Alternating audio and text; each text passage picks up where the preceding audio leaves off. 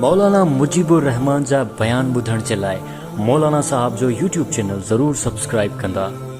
इन करे ज़िंदगी जे अंदरि सुकून न आहे। असांजे नौजवाननि खे अदा करण जो स्टाइल, उन्हनि जो हलणु, उन्हनि जो घुमणु, उन्हनि जी चाल नौजवान मुस्लमाननि खे पसंदि आहे। अफ़सोस सां चवणो पए थो, नबी सल्लल्लाहु अलैहि वसल्लम जी कंडीशन जेको मुस्लमान खे अॼुकल्ह पसंदि नथी अचे।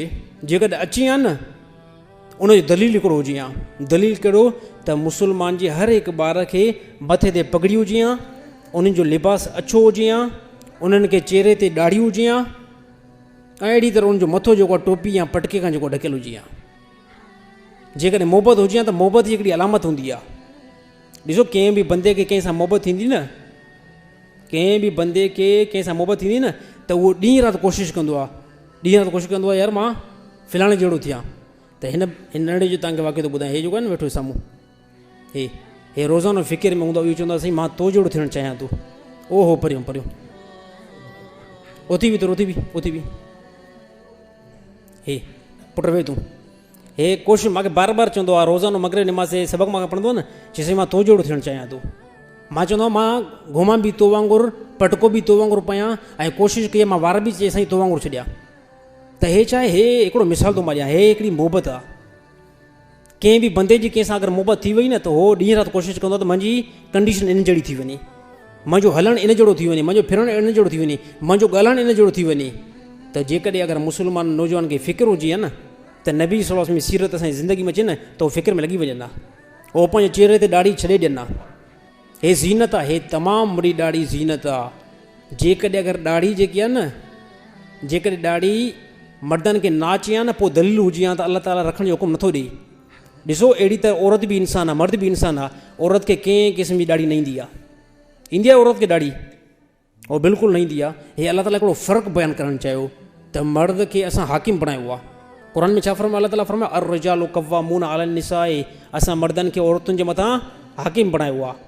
त अहिड़ी तरह औरतुनि खे ॾाढ़ी बिल्कुलु ईंदी बि न आहे, ऐं मर्दनि खे ॾाढ़ी अचे थी, उहो ॾाढ़ी खे छॾनि। 1,24,000 नबी, उन्हनि खे ॾाढ़ी।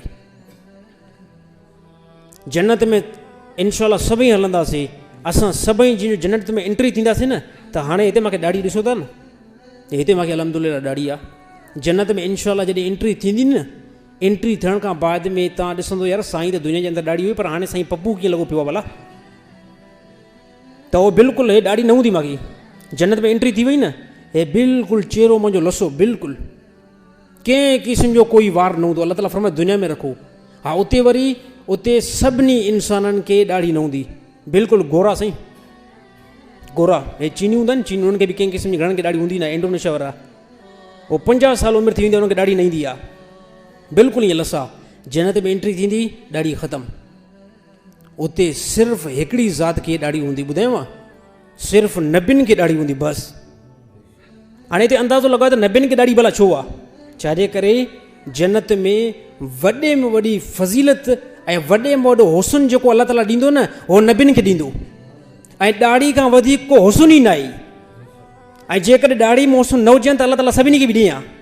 पर अलाह ताला हिकिड़ो फ़र्क़ु बयानु करणु चाहियो त जन्नत में सिर्फ़ु नबियुनि खे ॾाढ़ी आहे बसि। ऐं आम इंसान तव्हां बिल्कुलु ईअं। छाजे करे? जेकॾहिं अगरि तव्हांखे बि ॾाढ़ी थी वञे, तव्हांजो बि पोइ लेवल अची करे मथां अंबिया ते पहुचे।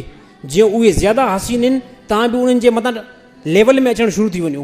त अलाह ताला फरमाए तव्हांखे कंहिंखे बि ॾाढ़ी न हूंदी बसि। तव्हां सभई गोरा हूंदव, सिर्फ़ु नबियुनि खे जेको आहे उन शान वारी ॾाढ़ी हूंदी।